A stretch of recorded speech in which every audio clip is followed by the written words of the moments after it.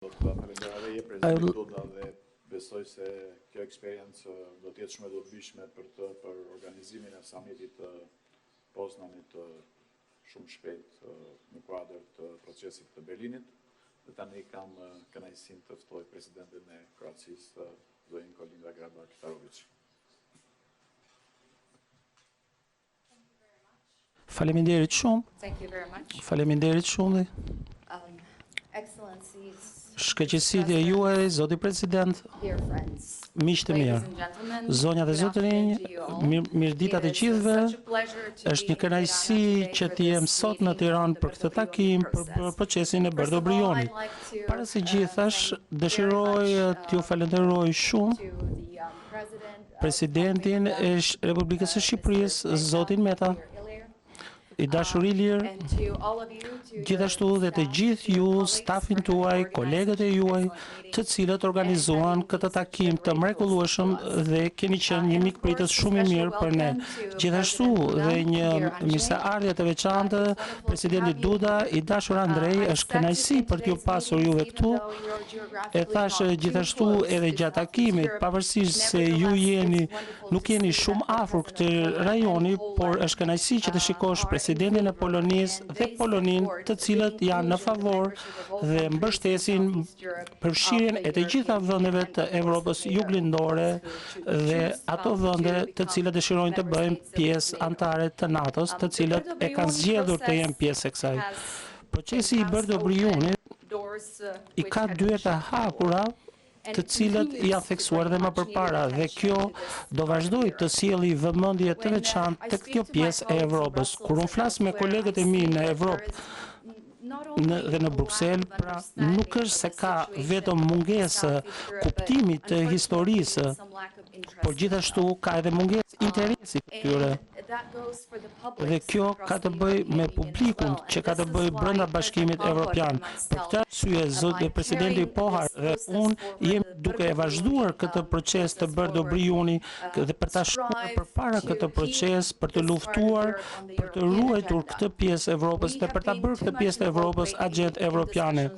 Ne jemi të përfshirë në diskutime për Brexitin, për të ardhmen e Bashkimit Evropian, por ne harrojmë që Bashkimi Evropian është i paplotë, pra kjo është një pjesë natyrale e Bashkimit Evropian dhe përveç dhe unë nuk dëshiroj të përmend fjalën zgjerim, por unë dëshiroj të përfshirjen, konsolidimin e këtyre vendeve të rajonit në Bashkimin Evropian.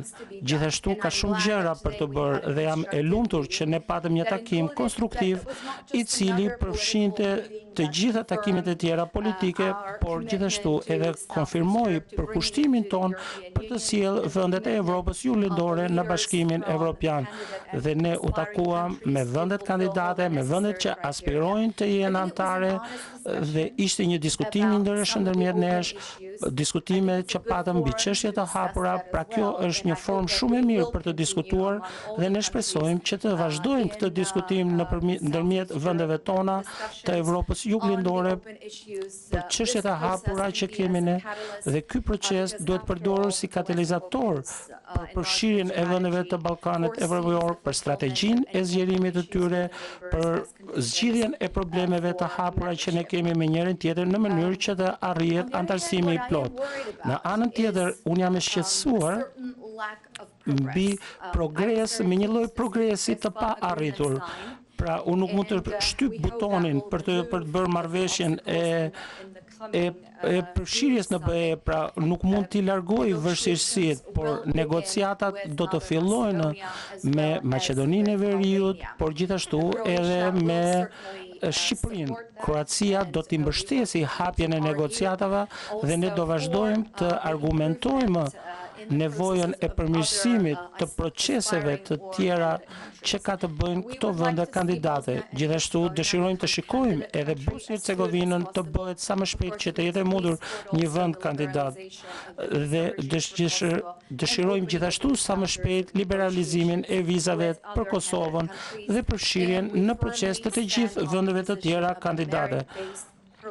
Pra ne jemi dhe mbështesim një proces të mbështetur mbi meritën dhe çdo vend duhet të ndjeki hapat e tyre të duhura në rrugën për antarësim në Bashkimin Evropian. Pra, unë jam e frikësuar se situatën që ne kemi tani, pra përqendrimi i ndryshëm që është në përbot, diskutimet brenda vetë Bashkimit Evropian, ne jemi duke krijuar një vakum të rrezikshëm për Evropën juglindore. Pra, ne po humbim zemrat dhe mendjet e njerëzve, pra njerëzit po humbin besimin, kanë dyshimet e tyre, çfarë do ndodhi, apo bëhet progres, dhe ky vakum po duhet të plotësohet dhe duhet të mbushet me influencat të atyre palëve të cilët nuk janë përfituese të nevojshme, përfituese për rajonin, duke përdorur ideet, duke përdorur nga ideologjistët dhe nga ideologët dhe nga ana ime, unë e mbështes përfshirjen e Evropës juglindore në mënyrë që të ruhet paqja brenda këtij rajoni. Pra ne do vazhdojmë të punojmë së bashku për ta arritur këtë. Sigurisht për vendet kandidate është reformat që janë pezull duhet të ndërmerren. Gjithashtu theksoj që reformat nuk janë diçka që Brukseli ja u kërkon juve, por është diçka që duhet bërë për ju në mënyrë që vendet e juaja të përfitojnë. Pra unë ju inkurajoj juve të vazhdoni në këto reforma.